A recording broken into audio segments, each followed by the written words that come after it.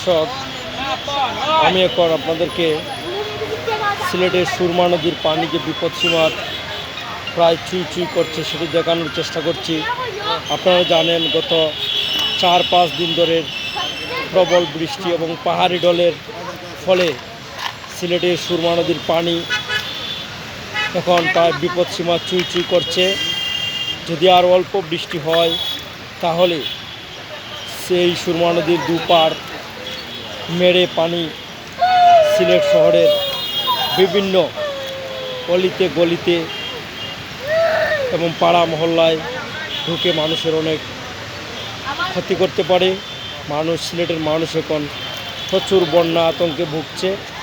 আপনারা সিলেটের মানুষের জন্য দোয়া করবেন যাতে পাহাড়ি ঢল এবং এই প্রবল বৃষ্টিটা অতি শীঘ্রই বন্ধ হয়।